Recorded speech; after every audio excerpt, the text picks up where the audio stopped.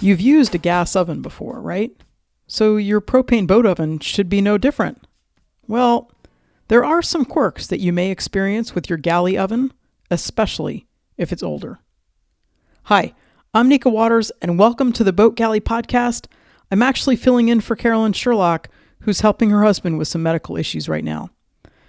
On this episode of the Boat Galley podcast, I'm sharing some of Carolyn's tips on common issues with older propane boat ovens and her best tips for fixing them. Today's episode of the Boat Galley podcast is sponsored by Northwest Explorations.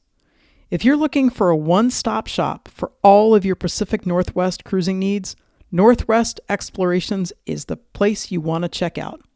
They offer bareboat charters, guided flotillas, powerboat training, service, detailing, even a brokerage. They're located on both the Washington coast and Vancouver Island, so you're covered no matter what side of the border you're on. Visit nwexplorations.com to learn more. At first, a Galley oven seems like a regular gas oven, and it might be if it's a newer one. Try baking in one that's more than about 10 years old, though, and you'll soon find some differences. In today's podcast, I'm sharing some tips on dealing with 3 of the most common oven problems. Problem number 1, there's no oven thermostat or thermometer. Older ovens, like the one that Carolyn had on K-Tal, they don't have a thermostat where you just set a temperature and the oven heats to that and stays there. Instead, there's an unmarked dial, and then you have to look at the thermometer once the oven has heated up to see what the temperature is and adjust from there. Sometimes that thermometer isn't even accurate. If your oven doesn't have a thermometer or it doesn't seem to be accurate, the first step to do is to get an oven thermometer. There's actually this really cool external digital thermometer, there's a link in the show notes for it, that Carolyn absolutely loves. It actually reads the temperature of the air in the oven and doesn't have a probe that goes into the meat. I know that if you are in a house and have a newer oven, a lot of times those come with a probe that goes in the meat and is an oven thermometer that way. That's not what this one is. What's key about this one is that it's external. You don't have to open the oven to be able to read it, because if you do that, of course, you're letting all that nice hot air out. Once you figure out just about where you need to set the gas dial for 350 and 400, which are probably the most common sort of temperatures you're dealing with, a suggestion is to make a mark on the dial for each of those 2 temperatures with a felt pen or even a dab of nail polish. You may still have to do a little bit of adjusting each time you use the oven, but at least you'll be in the right general ballpark from the start. Problem number 2 is that the oven isn't hot enough. And this is absolutely one of the 2 biggest oven problems with a Galley stove. So here are some possible causes of that Galley oven not being hot enough. There's a clogged jet or an orifice. This is the most common cause of insufficient oven heat. Basically, there's not enough space for the gas to flow to heat it up. Check your owner's manual for information on how to clean it. Or you can check in Facebook groups or with your owner's group, or check your oven's manufacturer. Along with this is low gas pressure.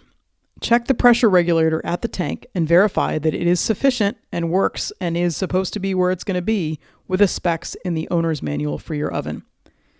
If you have previously had good oven temperature, definitely check gas hoses and connections for leaks, because this is a monster big safety issue.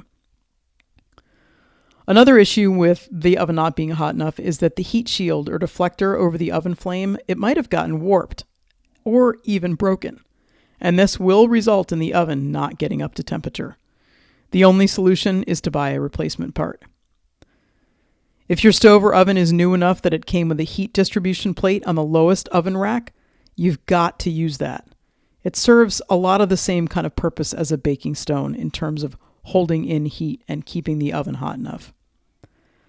And of course, you always can check the troubleshooting guide in the owner's manual for your stove for any other potential causes with your particular model stove.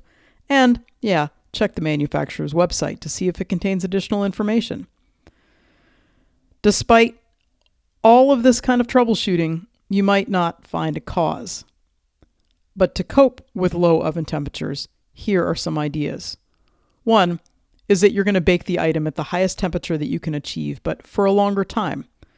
This is generally the first thing people try, and it works well for some types of food.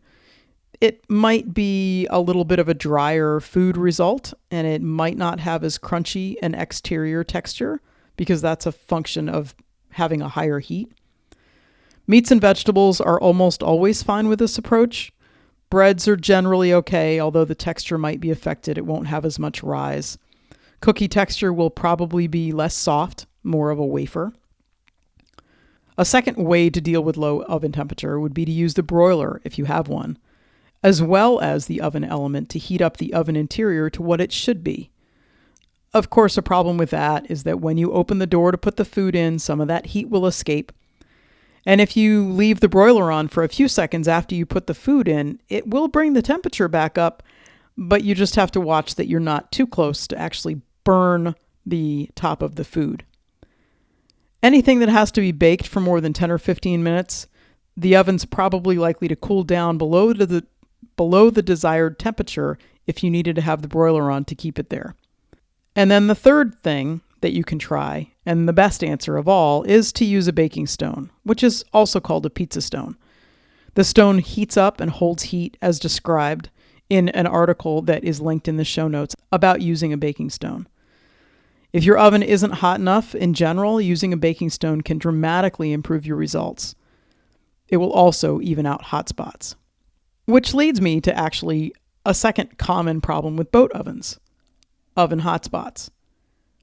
Generally, older ovens will have uneven heat or hot spots that cause some areas to burn. And this is due to a couple of reasons.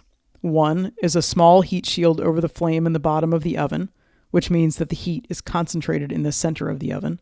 A second one is the small size of the oven in general, which means you've got a short distance from the flame to the rack where the pan is, meaning the heat is concentrated over the flame. And it provides for a smaller volume of hot air, and therefore a higher percentage of that hot air is lost every single time the oven is opened. And a third problem with oven hot spots is actually a little strange because it's not to do with the oven, but it has to do with poor quality pans. So how do you address this? Well, there are 3 you don't have to buy anything solutions, but they generally only provide partial relief for oven hot spots. Move the rack that your pan will sit on to be as high as possible in the oven. It gets it farther away from the flame, and the heat from it won't be as concentrated. It also helps because heat rises. Second is you want to turn the pan 180 degrees halfway through the baking process. Or if it's a small pan, you want to put it on one side of the oven and then the other. If you have one, put your cookie sheet under the pan or on the lower rack. It will help diffuse the heat, but it doesn't do quite as good a job as a baking stone. Sammy Bolton, one of Carolyn's readers, sent in this comment. I found that if I put a muffin tin under a cookie sheet and then put the food onto the cookie sheet either directly or in another pan, it helps food cook more evenly and helps keep things from burning on the bottom. The muffin tin is kind of in between the bottom burner and whatever you're cooking. She still rotates it halfway through the baking. And then, of course, you have here's something you can buy to try to fix the problem. And that is that if your oven pans are on the thin side, they won't conduct heat evenly, and they will contribute to food scorching in spots. Carolyn's recommendation is heavy stainless steel pans with high quality nonstick, if that's what you need, such as the Chicago metallic pans. They are sold on Amazon. There's a link in the show notes, and you can check out the huge variety of pan sizes available, many of which are actually of a useful size for a boat oven.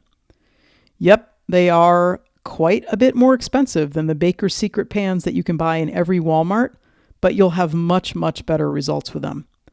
Not only are the Chicago metallic pans heavier, the nonstick is higher quality, the pans clean up much better, meaning you use less water, they're less likely to warp, and they'll last far longer. In the long run, they are less expensive, as you won't have to buy new pans every couple of years. Using a baking stone also dramatically helps even out hot spots.